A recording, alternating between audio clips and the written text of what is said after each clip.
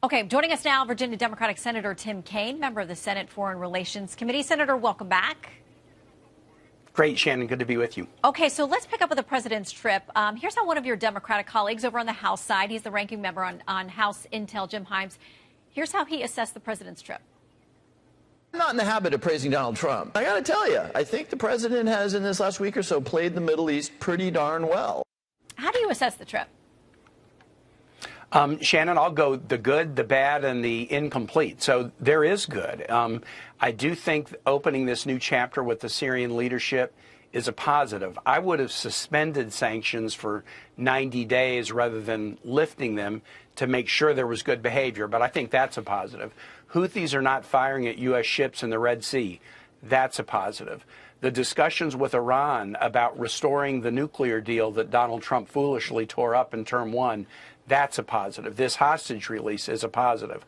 On the bad side, you have glaring corruption issues raising again and again and again with the Qataris' offer of a plane to Donald Trump, frankly, in his private capacity, crypto deals, real estate deals benefiting Donald Trump's family. That is a horrible thing, and I urge especially the Qataris, turn around before you stain your reputation with the United States in a way that you won't be able to recover from. And then the incomplete is we've got to get back to the ceasefire and hostage release mode we were in when Donald Trump became president. And I know they're working very hard on it, and the release of this one American hostage was a positive.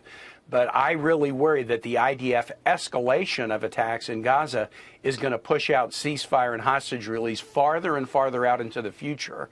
Nearly two-thirds of Israelis don't believe that Prime Minister Netanyahu is doing enough to prioritize hostage release and ceasefire. The U.S. should be leaning in heavier to try to help get us to that day. Yeah, and it sounds like we do have a voice in that mix. Those talks for Doha, for now, are continuing there, so we'll watch to see if that bears any fruit. Yes. To the point about the Qatari plane, the president continues to say, and by all accounts, it would belong to the United States, not to him. That's my understanding of the deal, the Defense Department. So we'll see where that goes, because there are Republicans and many of your colleagues who have publicly said they don't think it's a great idea either. But let's go to Iran, because you mentioned that. The president said on this trip, we're getting closer to a deal. He says, I'm using trade to settle scores and make peace. So it sounded like there was progress there. But this morning, I'm looking at the feed of Iran's supreme leader, and it has all kinds of things that don't sound like they're inching closer. He says, Trump says he wants to use power for peace. He's lying. We're going to continue to enhance our own power, increase our own power for our country's power every single day. It's very critical. Where do you think we are on these talks? Shannon, I think the issue that's still the stumbling block, if you watch what happened last week, it's whether the stumbling block is whether Iran can have a civilian nuclear program, but strict limits to stop them from having any military use. So could they enrich for civilian purposes as long as that enrichment is limited to a level that couldn't be used for military? And you've heard Vice President Vance and even President Trump suggested that some level of civilian enrichment might be acceptable. You have Senate Republicans pushing back on that idea. So I think that's probably the tough issue right now. That's my intuition, not my intelligence. But the fact that the dialogue is ongoing is good. Dialogue guarantees nothing, but the absence of dialogue almost always guarantees something bad. And so let's keep the dialogue going and see where we can get. You'll hear tough talk from both sides until there is a deal. If there is a deal, that's to be understood. But the dialogue is ongoing, and that's positive. So dialogue going to be ramping up again tomorrow when it comes to Russia and Ukraine. President Trump says he's got a call scheduled with President Putin. He'll then speak with President Zelensky, who we know is meeting apparently now with Vice President Vance and also Secretary Rubio over in Italy. So what do you need to see from these calls? What do you think would be a measure of progress? At what point does the U.S. disengage, should we, if there's not progress?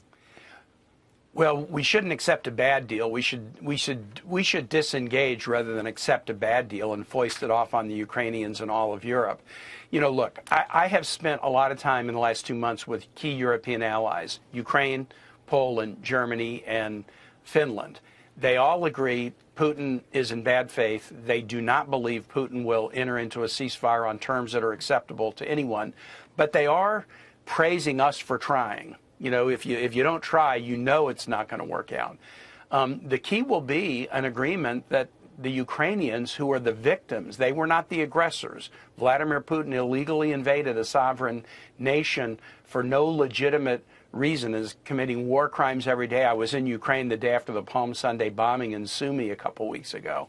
The key will be, are there terms that the Ukrainians feel are acceptable and also that European nations feel are acceptable? And Shannon, the reason that's important is European nations know that they will be needed to provide security in a post-ceasefire environment.